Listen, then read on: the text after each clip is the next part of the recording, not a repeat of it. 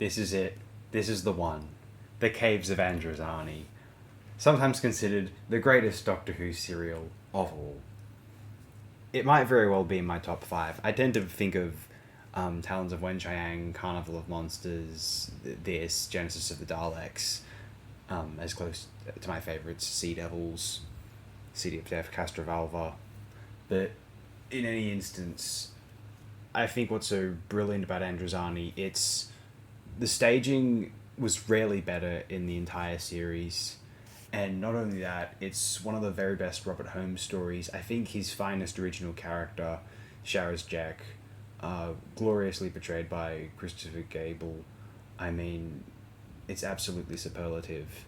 There are those who wonder, what would it have been like if David Bowie had portrayed Shara's Jack as intended? And Bowie was a brilliant actor, to be fair. You watch, obviously, Man Who Fell to Earth, but also The Hunger and the rather unseen Alan Clark adaptation of Baal. Really, really good.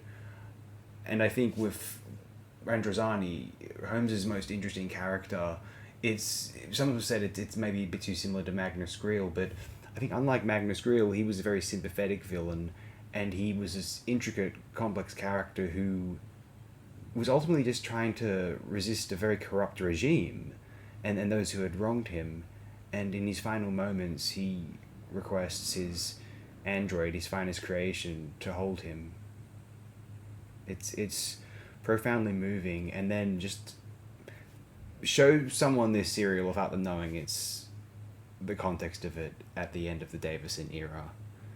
It is so moving how I feel very emotional even when not watching the serial if I really concentrate on the memory of Davison without thinking twice. His fifth Doctor, after everything that they've endured, just the harsh, cruel fate, his mistake, him dropping the vial there. It's only enough to save one of them. Without thinking twice, he uses it on Perry,